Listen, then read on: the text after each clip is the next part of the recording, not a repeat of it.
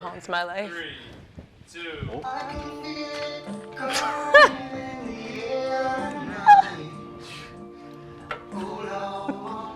This song kills me.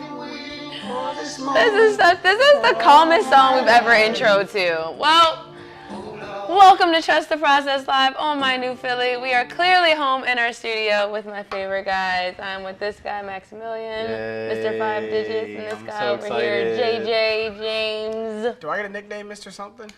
Not yet. I mean, you have to earn that. Yeah.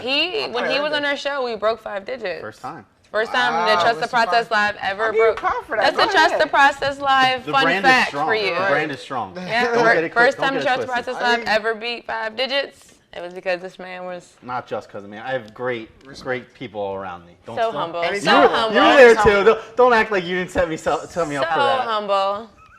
Congratulations. Currently, you're still the infant, so. Okay. I don't know if that's true. I mean, everyone I think earns it's true. that title. That's like the starter title. Yeah. Well, yesterday we watched an unfortunate matchup against the Detroit Lions, who I have no feelings about because who cares about the Detroit Lions? Like, what a random loss, and no one. Dude, that's like the best. Sorry to cut you off. That's like the best way to describe that game. That's the best way to describe that game. Thank you. It was just so random. That was the first special teams return touchdown in the league this year. Was the kickoff one. I couldn't believe that when I heard it. Like, obviously, punt and kickoff returns are even more rare than they used to be with the rule changes over the last week 3, I can believe it. In week 3. But not even one through a full, like, there's no bye weeks or anything. There's been 2 full weeks of game. The first kickoff and first punt return were yesterday. Yeah. Yeah. And I guess it was just a matter that the Eagles got the first one. So. It was really random. It's like that game in high school that you think you're going to win, so nobody really prepares. Not saying that's what the Eagles did at all, because I'm sure they prepared to watch film and all those things. But it's like that game you just kind of like prepare a little less for. Right. Because it's the Detroit Lions and. Well, you prepare for it, but you don't concern yourself. You don't think Matthew Stafford's not going to throw a pick? Yeah. I mean, whatever. So talking about picks and catches and things, what drop was worse? The Aguilar one. The Aguilar from any drop that will consequently win or lose you a game that does or doesn't happen is worth automatic. Wait, but it's Aguilar against the Falcons, right? Or Goddard versus the Lions. That's how no-brainer it is to me. I didn't even let you get around. I know. He was like, well, that's it. I'm like, they don't know. The Eagles ended up scoring a touchdown on the Goddard drive, thankfully. It took 4 minutes. Took 4 extra minutes. Exactly, and that does add up at the end, especially. But I think that's what softens it for me. I mean, if I think really the better question would have been, is Arcega-Whiteside's drop worse than Aguilar's drop? Yeah. And honestly, kind of maybe. Well, Arcega, one, I wasn't even thinking. I was just thinking in the scope of the question. But if you're thinking about Arcega-Whiteside's drop, like the catch itself maybe wasn't an easy catch as Nelson Aguilar's was. But at the end of the game, when your quarterback is trying to make plays all at the end of the game, and he throws up one, like at some point you got to make a play for me. Yeah. Like you got to go up and get that ball. And we talked about him being the guy to fill in for Alshon. Right, and it hits you in the hand, so you have to go up and make that play for me, especially in a game that had 6 drops up until that point. You got to make a play. It's so crazy that, like, I know I'm a high school coach, but, like, I literally just said this an hour ago. Like, at some point, you just got to be a ball player. Yeah, at some point, you just got to go get it. Speaking of ball players, the reason why I almost say Goddard's above Nelson Aguilar's is because how much, like, Nelson's, yes, was a give me, but Goddard's was an absolute, like, everybody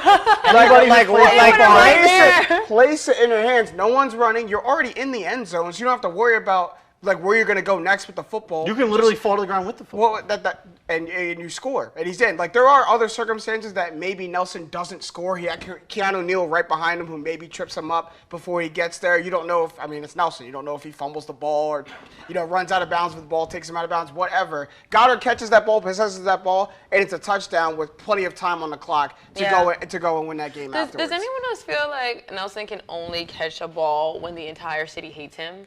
Like, he only performs after the city has decided to just, like, write him off completely. Because Nelson Aguilar is one of those players where, like, he will make you really mad for 3 quarters and then make that one play at the end of the game that makes you be like, oh, that's why we keep that. The button mash play was a really nice play. Well, it's almost to the standpoint of a shooter in basketball being too open. Like when it's too easy, you're not concentrated enough. You think about it too much. When it's just I gotta go get it, and he just lets it go. I just feel like the entire Philadelphia hated him for an entire season, and then he got benched, and all of a sudden came back as a completely different player. Like he's one of those people that like he needs a come up story. Like he has to be the underdog in his own mind to like perform well. And I'm like, listen, if you need negative reinforcements, you're in the right city, buddy, because Philly don't play a lot of things like that. So there was a lot of drop passes, but like there were some good things that happened in this game that like. Oh, seven. I was like, what's happening? I thought you were talking to the producers, and I was like, I don't know what's happening. You're like, a little more straight, a little more straight. I didn't get those notes. But, like, there were some good things happen that the drops are kind of, like, taken away from. So, like, let's talk about those. Or were there any other super negative things that you thought happened that also we're not highlighting because of the drop? For the third week in a row, I'm going to sit at this table with the two of you, and I'm going to yell into a camera that the Eagles need to give Jordan Howard the ball more because, once again, he's the best running back on the team for the whole game, doesn't fumble twice in the same drive. Doug Peterson gave him a touchdown. He's like, all right, I'm going to give Miles Sanders a touchdown now for my fantasy team or whatever. That's literally like running up the score. Doug Peterson, we do not think you have a fantasy team, Doug Peterson, and have your own players on it. Why you're not riding the guy who literally was bulldozing people in the beginning of the game. Maybe it's heat, maybe it's wanting to save him. But at this point, you can't worry about later on in the season when you're losing games at home to the Detroit Lions. You need to win this game. Don't say to the Detroit Lions like that makes it hurt like it's like the Miami Dolphins. Like. Before the season started, did you look at the Lions at home week 3 and say the Eagles were going to lose? I have already announced to everyone on the staff that I have zero feelings. I don't hate them. I am the most indifferent human being. I'm pretty different about that. I've never seen a Detroit Lions jersey in person, and I worked in the NFL. Right. Wow. On a team that played the Lions while you were there, correct? You guys played them. Like that's pretty self-explanatory. For all you need to see, if you need to see why you need to use Jordan Howard more, is that one play you were referencing at the end of the second quarter, where it looked like he should have got stopped for maybe a yard, bulldozed another person, sidestepped the defender, went and got a first down, and was hype about it. That's the energy that you need at the running back position. I think the drops also overshadow the horrid O-line play that was yesterday. I was going to say the D-line. We'll get to the D. We'll get to the D. Either one of them. The line of scrimmage was dominated by the Detroit Lions yesterday. I mean, there's a specific play at the end of the game where all 4 offensive linemen that the Eagles have in the game stop blocking at the exact same time when Carson Wentz still has the football, running for his life, trying to scramble the ball. And I think that's like over the past 24 hours, more people have started to note. I've seen more videos and more clips like on Twitter and social media and watching. People are starting to get more hip to how bad the O-line was yesterday. But I think it needs to be a huge point of emphasis going forward. For a team that's so dependent on the health and well-being of Carson Wentz, you cannot leave that.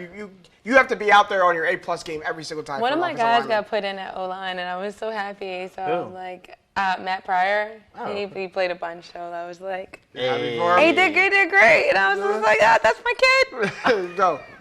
Look at that. Proud parent moment. Proud parent moment. Oh, my God. Matt's going to hate me that I just called myself his parent, but that's fine. Right. You can clip it. He can post this and everything. Shout out Matt. He's going to hate me. Shout out Matt. Share the show. I know you kind of talked about this. This is maybe the most mind-blowing stat that I found Eagles related. The Eagles through 3 games have 2 sacks. So for those of you not good at math like myself, that's not even a sack per game. Right. That's not good. That's really not good. There are people in the league that have 2 and 3 times more sacks than the Eagles do as a team. Shaq Barrett for the Buccaneers. Exactly. That's who I had in mind. I would love Shaq Barrett right now. I didn't think I'd be saying that 3 weeks into this season. But why didn't the Eagles sign Shaq Barrett? Also for context, the Eagles had 8 sacks through 3 games last year. Obviously, age and competition and all that changes on a year-to-year basis. But I think there's nothing short of alarming in that stat. Right. Going down that little or going down that much in such a highly what's the word I'm looking for here? A highly committed part of your team. Like we put so much time and energy and year after year for the past 3 years, and we put a lot of expectation on that D-line. And we talked about the corners last week. I'm sure we're going to talk about them again. But it's like no cornerback in the league will look good with a front 4 that's going to be rushing that poorly. Yeah. None of them. I agree. I have a feeling. I just want to say something that I hope gets buried in all of our just massive Should we amounts just start of film. talking over you right now? And Yeah. You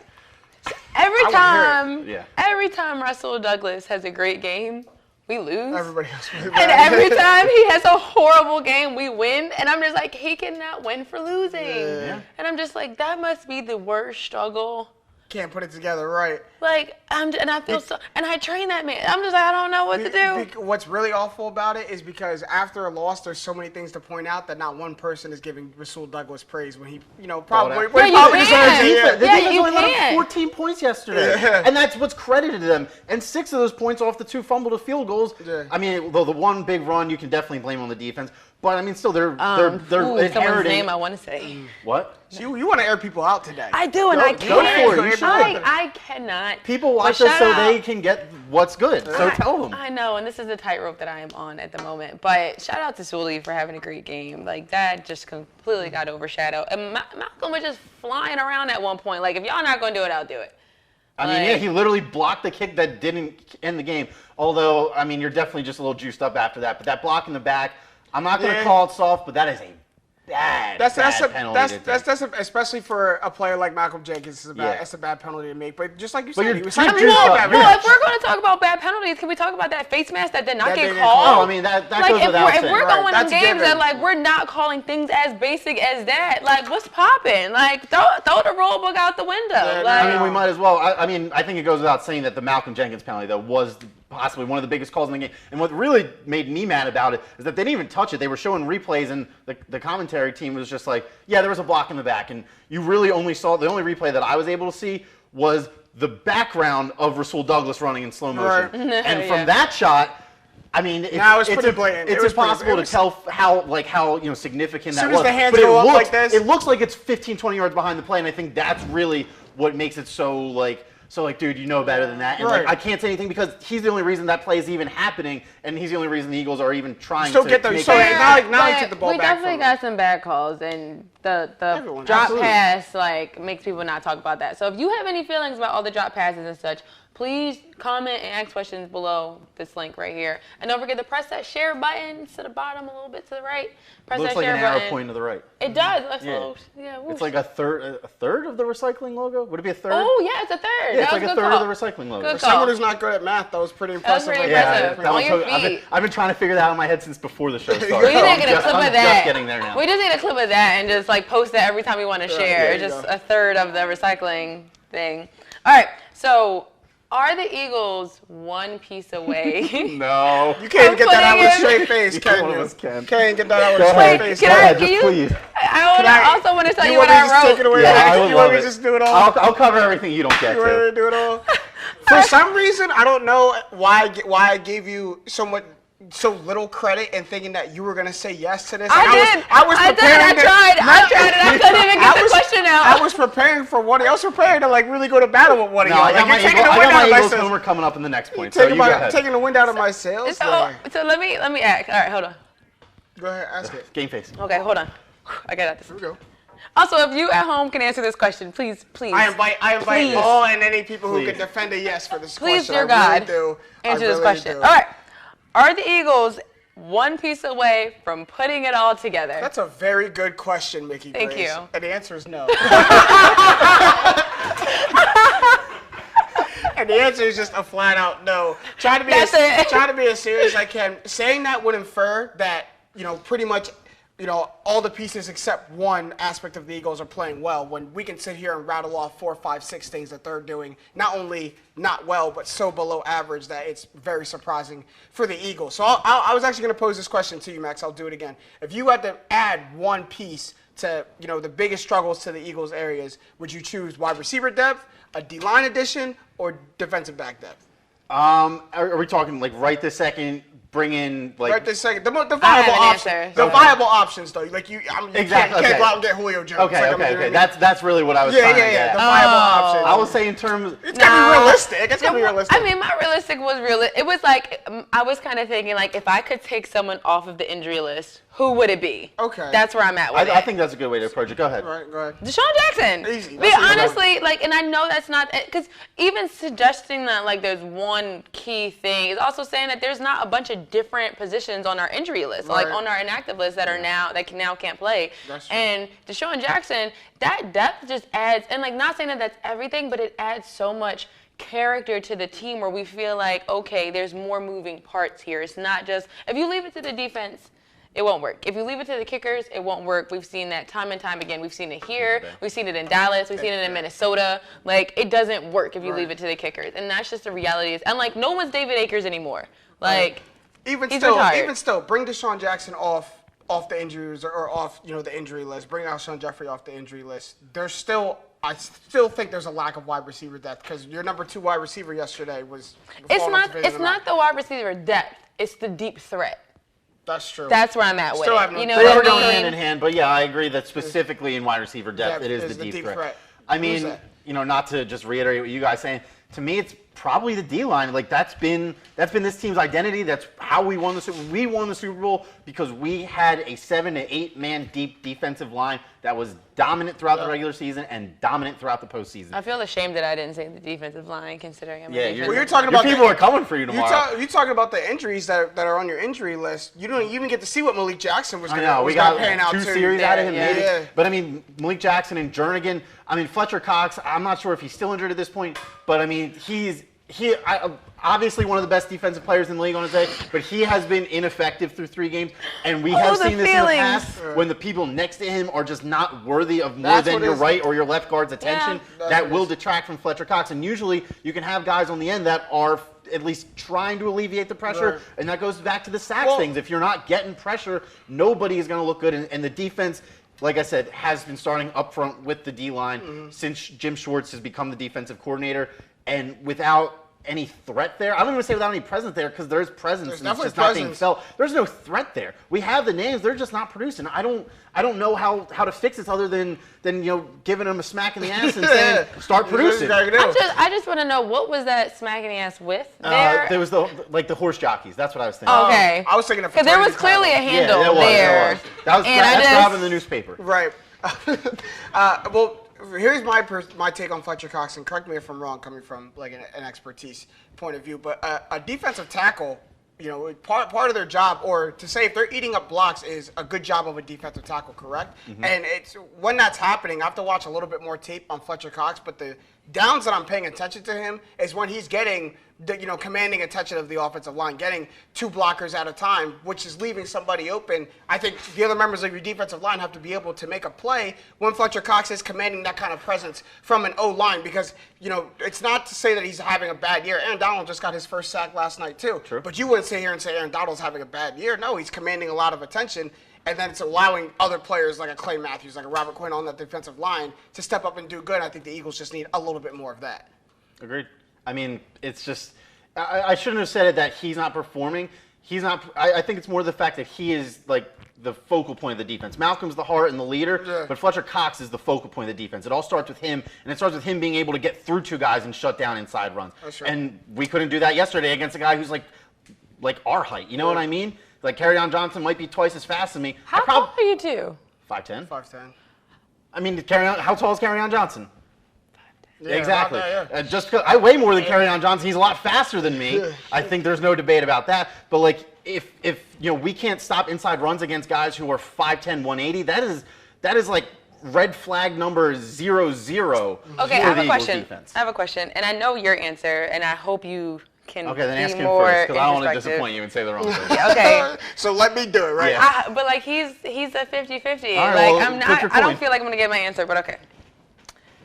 Right now, this second, is Fletcher Cox overrated? No, Fletcher Cox is not overrated. You were going to get me to bite on a yes for that? Yes. Wow, no. No, he's not. I knew you weren't going to say yes. Okay, that was like, I'm not asking you. Underperforming and overrated. He was 50-50. Yeah, underperforming and overrated, I think, are a little bit different. To say he's not worth, what the Eagles are paying him, worth his value. No.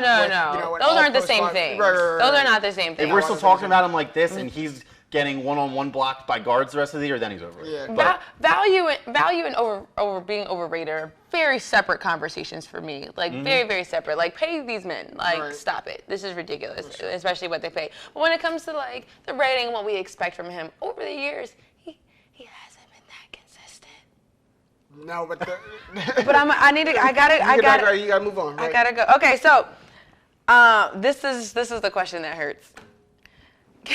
Can this team survive the upcoming stretch. We are at Green Bay, at Minnesota, at Dallas, at Buffalo, who's having a phenomenal year. That gets as well. All right, shout out to the Bills. And then home for Chicago. To me, it depends on what you mean by survive it. Because to me, I see a 2-3 stretch for those next 5 games. I disagree. So, like I said, this maybe a little homer. Say what you want. This is a trap game for Green Bay. The Eagles are desperate. The Packers are at home. Say what you want. I think there's a very legitimate reason. Like homecoming. And I am not disagreeing that the Packers should be favored. But what is a trap game by definition? You're playing usually at home against what is conceived as a weaker opponent, and you let it get to you. I think if it's ever going to happen, it's on a short week. These Thursday night games are sloppy to the maximum. Sloppy to the maximum. They've been a little gross this year. 4 words. Aaron Rodgers in primetime. Is primetime 2 words? 5 words. 3 Thursdays ago on this Thursday, he threw 1 touchdown in primetime. I'm not saying we have the Chicago Bears defense. I'm just saying, like, if we're going to go Aaron Rodgers in primetime, his last primetime outing was a 10-3 win over one of the worst offenses in the league. I'm just saying this is a trap game. I'm not saying the Eagles are going to win. The best defense in the league. This is the week which for you me. Have not. This is the week for me where your hometown team rolls in on your fantasy quarterback. So I'm like, oh, whatever. Right. I mean, I'm playing Aaron Rodgers in every format I can get him. But I'm just saying this is a trap game for Green Bay. I'm not saying the Eagles are going to win. I'm just saying that, like, people are saying the Packers are just going to roll the Eagles, 31-0. I don't think it's going to be that. These Thursday games are way too close, and the Eagles still, they're not dead in the water just yet, just because they're off to a but bad the start. end-up team comes on a short week. Win, lose, draw, Minnesota. Win. We're in that team's head. Win. Have been. I would say, that game is so much more brutal and they violent. Beat the Raiders. Yeah, they beat the Raiders at home, yes. dude. Don't sip the Kool-Aid. It's happening. Kirk Cousins beat you last year. Like, here's the When? thing. Last year, week 5. Kirk Cousins is not the one who beat us. The Vikings beat us last year. Big difference. I mean, whatever. We're gonna. Okay. defense is You're not allowed to have Vikings feelings. You're not allowed to have feelings, producer. producer. Back there. I get that for some reason this is like a personal game between you guys. No, between him. Yeah, Clearly, like it's between these two. It's Kirk Cousins. I It's Carson Wentz. I don't understand. Don't put those two in the same sentence. One of those two can actually win big games. Ooh! You're going to lose on week 6. We're gonna lose. I do think you go to Minnesota and lose. That defense is much improved. We'll see. We own that team. I am very They're still in the heads interested. from the NFC Championship. I am very interested to see. I am very interested to see how you deal with now a predominantly running team, as the Minnesota Vikings are, that will commit to the What? run. Our linebackers are so excited for that game. That's what I mean. It's just like once the run defense like you comes gotta back. realize who Minnesota fires up, because who do we still have? Like, we did not have the secondary pool that's like it is right now last year. They like, ran that's all not up and how down the Falcons team with a very good front seven, all up and down it. Like, whatever. The Falcons were on the road though. So are you. But we don't stink astronomically on the road like the Falcons. You don't play very, very well on the Falcons. road. The Falcons beat the Patriots if they played at home every week, and they beat the Dolphins if they played on the road. That's a very violent and personal game. That game I'm is just gonna- always I'm gonna it's finish always real an quick. extra level. I'm going to finish my last 3 games. Keep going. Loss at Dallas. Buffalo game will be ugly, ugly, ugly. I got the Eagles winning, and then if Chicago can score more than 10 points, I'll say they win, but they don't. So Here's what I say you guys win that Chicago game. It's at home. We win Chicago. I think it's a very low scoring game too. But I don't see you going to Dallas and winning. And I don't either. And I might give you the win on Buffalo. I love Buffalo. I'm all in on the Bills defense. Right. They are top 3. That's good. But that offense They got a is tempo like player that starting offense is offensive still line. not that good. Love Josh Allen. I've defended him and sung his praises on this show multiple times. I said he would be probably the best quarterback out of that class, and so far he's sitting at number 2, unquestionably. I would be okay with winning or losing to the Bills if we beat Dallas. I mean, I'll take that trade every day of the week. I would I'm very surprised to hear totally you say that beat you're Dallas if we lose to the gonna go to Bills. Dallas and lose. I mean, how can I? You're surprising me a lot this show. How can I Being sit very here and objective. try to expect people to take me Do you, seriously? do you sit want on us to be camera and reasonable, say or do current you want form? us to be like Eagles fans. fanatics? I don't ever really I would love expect to be reason. home. I'll say this. Wow. It's a division game. I expect. I'll say it's a homerism division game to and the anything fullest. can happen. But as of whatever time it is, I'm going to bust the phone out. At 8:26 p.m. on Monday, September 23rd, the moment that I'm speaking of this, the Eagles will not be winning in Dallas week 7. Producers, It's a clip. Oh, that's, yeah. you're supposed to say noted. Oh, Well, it was. it was. you can't say Producers, it was. It was. Producers, I got it. Miss you, Zach James. All right. It's time for our halftime now. So if you guys haven't checked it out yet on the My New Philly Facebook, halftime, Hit 'em High. Too many H words. Hit 'em High, 12 noon on Mondays with our boy E.T. and the authority himself, Steph Joyner. They get into it. It's going to be nuts. I can't wait. I need to hear how E.T. is defending his Miami Dolphins. I hope they're coming at him. Yeah, it's not going You can't. It's a non-issue. Okay. That's such a classic ET move to jump ship the year the Dolphins are just so terrible. Also, for the record, me and ET bet in 2017 that the Eagles and Dolphins who would have more wins straight up. Just a friendly reminder that ET thought in 2017 the Dolphins would have more wins than the Philadelphia Eagles. And then to make it much worse, you guys went on to win the Super Bowl. Yeah. All right, well, Hit 'em High is live Mondays at 12 on the My New Philly Facebook page. It go live from Parks Casino, and Scott Seidenberg from NBC Radio is joining them. So it'll be Star-studded. That's a yeah, name I haven't heard in a while. I know. Our good friend Scott. yeah, Friend of the program. it'll be interesting. Well, that's halftime. It is now time for our Truth or Null. These are very interesting. So Truth or Null, just say the words. Daniel Jones was worth the number 6 pick. If you're a Giants fan, that's the happiest those people have been in years, probably, right? Clearly. And they still show loss, which is the funniest thing ever. But when It's you funny. that That's Tampa funny. Bay's kick- That's funny It to is, you. it's absolutely You get a hilarious. kick out of that, Max? I do. Do you get a little knee slapper for you? I know that it sucks. It's your spot. When it's you always lead the funny watching Giants- kickers miss from inside 40 to lose a game. It always is. Yeah, it's ex Blair Walsh. It hurt your heart for the rest of your life. That was different. That Blair Walsh. If you miss from inside 30, you're that's done. different. The craziest thing I just was- want to say when that happened, the entire stadium was singing "Living on a Prayer," and that was the most Minnesota thing I've ever seen in my entire life. That's so crazy. We die on a prayer. To make the Buccaneers' loss seem a little better, I'm gonna say put some respect on Daniel Jones's name. Look, for a young quarterback to hear that kind of scrutiny from not only the rest of the NFL but a lot of your actual fan base, scrutinizing you like that, saying that you shouldn't have been the number 6 overall pick. And I really don't care what you say, what team they faced. Going on the road and winning in the NFL is never an easy thing Down to do. 18? Yeah, that literally never an easy thing to do. Coming in the middle of the game, having to try to dig your team out of the hole that Eli Manning put them into on a very improved Buccaneers defense too from last year and even from the first 2 weeks. Todd Bowles had them playing really well, and he did it with more than just his arm or more than just his feet. He was able to, to really dissect the Buccaneers defense from the whole time that he was in. I'll apologize to Daniel Jones because, I've said some. I'm not ready to apologize quite yet. I disrespected Daniel Jones a little bit, but I'm after getting humbled like that, what do you want me to say? I think we What need do you a want me to say? reel of all the athletes we've actually ended up apologizing to. It's It been quite a almost bit. makes me want to speak badly about the guys I want to improve. We could just always We apologize. can just always apologize Apologize. because obviously we apologize a lot. Because after we run them down, it's like they watch and they're like, oh. Well, here's the thing. I'm not apologizing We for my are Tim Tebow we are comments sports last week. You analysts. should never I'm not. apologize to Tim Tebow. Yeah, we are sports analysts. That was true. If you do really bad and we're supposed to sit on camera and say, no, I think he's going to get better, we analyze the data that Yeah. you give us. Well, you look really, really bad. I'm going to say you look really, I'm really a bad. coach. I'll say So, this: yeah, his data yeah. looks good right now. We'll see him in 4 to 8 weeks while his best player is on the sideline and they play. Listen, He did this without Saquon. Listen, when He did some of it. when you bring your team back from the largest comeback since 1970, okay, the number 6 pick might have been worth it. He is a very young Put it this way, quarterback figuring it out. put it this way, the other quarterback who was looked to be taken in that slot was Dwayne Haskins. Do you think Dwayne Haskins does that yesterday? No. Probably not. He hasn't touched the field for whatever There's a reason. reason for that. You should see Dan his film. Snyder's the reason for that. Whatever goes on the Redskins. Truth or no, Dallas will be the last undefeated team in the NFC. Hell yeah, because we're beating the Packers on Thursday. What kind of question is this?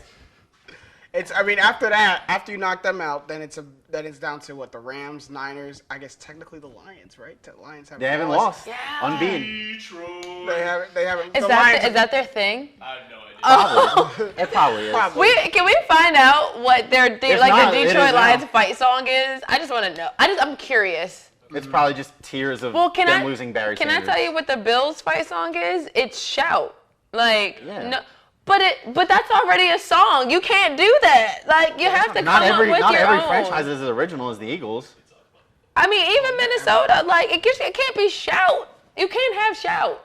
I don't know. Bills Mafia can do whatever they want. Those people go wild. Well, no one's been worried about them for forever. Like, no one's going up there with the fog and the mountains and the cold. Like, But anyway. I'll tell you what, folding tables are worried about the Bills. To get back to the question, I'll say yes too. Not because I think you'll beat the Packers on Thursday night, which I do not think at all. But if I look at the Cowboys, top to bottom, this might be a little bit of a reach to say, but I think I can justify it. Can you reach again? A little bit Minor reach. of a reach to say. But they look to me right now, top to bottom, the best constructed team, at least in the NFC. Maybe even the NFL when you break it down position to position. You know, area to area. I said a little bit of a reach. I think it's up there. The players for sure. The question with the Cowboys is and will be their coach. It just is. He does a lot of questionable stuff sometimes. Like early on in the season when everybody's healthy and things are going well, like everyone just got paid. Exactly. Exactly. When things start going wrong, like that's I don't know. I can't disagree with you. The Cowboys have, at least after the first quarter, looked dominant compared to the teams they've played. And as long as they continue to kind of let their defense be, the way in which Dak can kind of lean his game on and not have to win it by himself, as long as they're doing that with their defense first, they're going to be a very, very hard team to beat. When Dak plays without pressure behind his back and when he gets that with having Zeke healthy and playing well and with his defense kind of taking a lot of the pressure off his back, then he becomes a quarterback that, wow, we can win a Super Bowl with this man. Is he ever the quarterback to really go win you a string of games? Probably not, but if you're looking for, game manage and make maybe 2 or 3 big plays throughout the entirety of the game, Dak Prescott can probably do that for you and at least get them to week 9 or 10 maybe undefeated, probably be the last undefeated team in the NFC. It's definitely possible. Also, I totally forgot the 49ers are undefeated, but that's just because I think they're overrated. So they got to play the Rams in 2 weeks and they got to play the Seahawks right after that, so we'll see. Yeah, they'll be all right. All right, so last truth or no. The Prescott versus Wentz is the NFC version of Jackson versus Mahomes. I would say if Jared Goff wasn't in the NFC, then yes, but it's too hard to not just lump 2 guys who went 1 and 2 together for these kind of debates. And just because they're all the same year. The same year, and maybe just because Dak and Wentz are the 2 best quarterbacks in the NFC, which to your point, I don't even think they are. I don't think they are. Just because they're the 2 best quarterbacks in the NFC doesn't mean they're comparable to what Patrick Mahomes and Lamar Jackson are doing and what are capable of doing on a weekend and basis over there. I just feel like Patrick Mahomes and Jackson are just like the best microcosm for what Gen Z is doing with the world. Like everyone had it's like Prescott and Wentz are like totally millennials and like we do our thing, we're the best at the things we do, and then Gen Z just comes and like messes it all up and doesn't follow any rules. No look passes. 250 passing and 120 rushing yards. They're just like, what are you doing, kids? Those damn kids. Those damn kids. The infants. Gen Z. Wow. I'm not Gen Z, but I'm damn close. But we are officially a Damn Them Kids podcast. Yeah, wow. Damn Them Kids. Podcast. My apologies. But it's funny because I don't think there's anybody. I don't have any concept how old you are either. I'm 23, so you're Gen Z. I'm not Gen Z. Yes, you are. If you're born under 96, 26. If you were under. I'm 95. Okay, you two. Oh, is it 95? Look, Google it. Google it. She's like, no, it's 95. Anyway. No, I'm not, bro. No, I'm not going. Google it. Gen Z starts. Somebody go on. Some viewer, please Google it right now. Gen Z starts at 1995. I'm not going to accept being a Gen Zer. I'm just. You are. I wouldn't Sorry. I'm a millennial to the day I die. But getting back to the subject at hand, I don't think there's any quarterback in the league that can do what Patrick Mahomes can do from a skill basis and with that offense, or any quarterback in the league that is really able to perform and is athletic and as skilled as Lamar Jackson is. Those 2 quarterbacks right now, Lamar Jackson may not be tier 1 type quarterback, but tier 1. He's a tier 1.5. He's tier 1.5. He's right below it. You know what I mean? It's disrespectful. But this is the same conversation we had about Carson Wentz and Prescott a few years ago, 2 years ago. I don't know if we ever had it about Dak Prescott being definitely. Dak Prescott was definitely not popping up in questions like this. I mean, he was in the conversation automatically because of the same. They were 13-3. And he was the rivals quarterback. Blah blah blah. Pre-injury, Carson Wentz is tier 1 quarterback. Obviously, he was going to win MVP before he got injured. But post-injury, Carson Wentz just does not look to be that tier 1-esque right now. It's a shame he can't catch his passes because then he would. They probably would be. Yeah. If he had 7 more completions yesterday, I'm sure his numbers would look a hell of a lot better. All right, guys. It is now time for our tap outs. Ooh, I Any feel of the like it's things been that made us tap out for the week? I feel like it's been a heck of a show until this point. I don't have much of a tap out. I mean, I know as a bad franchise, I shouldn't take losses like that yesterday this hard.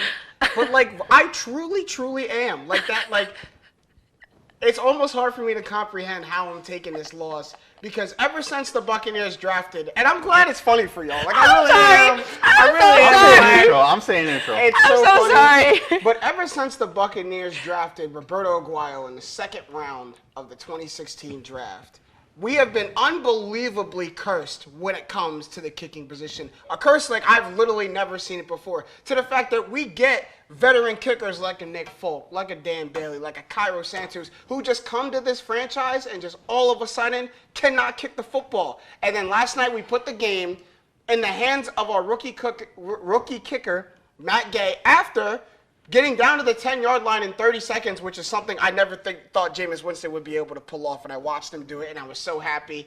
To then watch Bruce Arians take a delay of game penalty on purpose, he says, to move it back 5 yards so he can get the perfect spot for his kicker. Straight up, no win. If it goes in, we win the game, and don't let Daniel Jones' coming out party be against us, and he shanks it wide right like it's truly hard for me to fathom. So if anybody out there, if you even really care, if anybody out there can really give me a reason, just help ease my heart with this, please do it, because I can't watch kicking woes over and over again.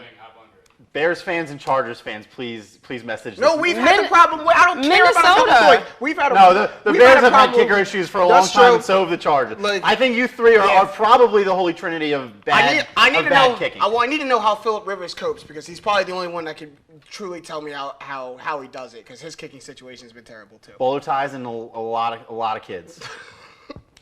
What? Guess how he copes. That's my best guess. So my tap out is maybe a little bit more relatable for those of us who didn't lose on last-second field goals yesterday. Oh, had to get jing, one jing, more. jing. I just throw the last one in there. Yeah, to twist the knife a little bit. Go Sorry, ahead. man, you disagreed that the Packers are a trap game. I went through the sensation that everybody in this room has gone through. Happens every year, multiple times. Had my first 1-point fantasy loss of the season. And it just hurts every single time. I'm just sitting there on my phone looking at my stupid ESPN matchup, just slowly watching Nick Chubb's points tally up and tally up. And the thing that really hurts is that what did me in was a catch for no gain. That was the point that put me over the top. Full point. So it was tied before that. I would have loved to tie. I was projected to lose by like 7 coming in. Nick Chubb gets a touchdown called back the drive before. I'm like, oh my God, things are kind of lining up. And then I just see it, and it goes from 15 to 16, which was my break point. Wow. And my final score was the good guys 114 and the bad guys 115. And just looking at it, it's just like, God, this I haven't had sucks. my 1-point fantasy loss yet. Let me knock on wood that it doesn't come, because in our league, I had my first win because I beat Jake. Wow. Oh, the two hosts that aren't here anymore got beat. Got beat. I was pumped. I was like, I've been having I really was just like, I horrible can't go 0-3. I've been having app issues, and then it was just a mess. And then everyone got injured, and I'm just like, well, that's that. Yeah. So my tap out is a little more serious. So sorry, I gotta bring the vibes down for really a second. Need a little Vibes, serious. man. Need a little serious. I am, but it's pretty serious. It's also the reason why I'm like wearing an orange shirt also. So this past Saturday, everyone knows I'm a football coach, or Friday rather.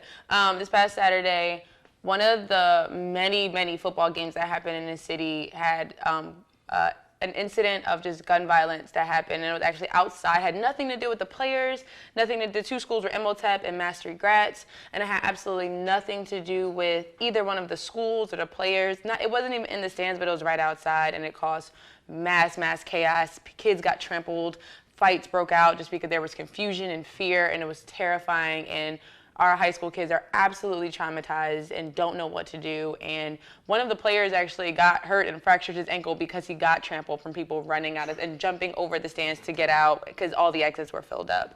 And all I can think is, I coach these games. I coach at Gratz, not at the Gratz school, but like I coach at the Gratz location all the time.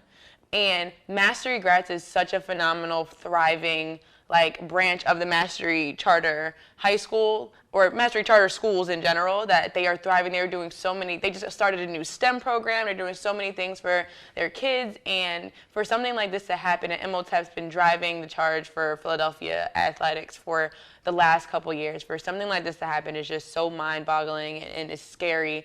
Also, my daughter sits in the stands at every game, and I cannot imagine what I would do as a coach who has 60 boys who I need to get to safety and a 4-year-old across the stands where everyone is running from. Like, what do I do? As a coach, as a parent, it's terrifying and scary. And so there are a lot of things that we're going to do to try and just promote putting the guns down in the city this year coming up. So I'm super excited for those things, to just try and give our kids some kind of healing and calmness and let everyone know. So like MOTEP, we stand with you. Mastery Grats, Absolutely. We're always with you. Mastery Strong, bro. So I love you guys. And for Mastery Linfest and the Mastery Charter North Pumas, like, we are, no matter what our score is, rivalries, forget all of that. Like, we love you. We wish you guys the best, and good luck with the rest of all of your seasons. So thank you for watching Trust the Process Live on My New Philly, where something's always new and everything's always Philly. And the Can I give Eagles. you guys the Detroit Lions theme song, Gridiron Heroes. Sounds like the SpongeBob. This is fire. Sounds like when SpongeBob walks into the Krusty Krab. Like, it was the jellyfish episode. That's what it sounds like. Like, it's just gonna bust out. Max, you are on Does it change? Does something happen? What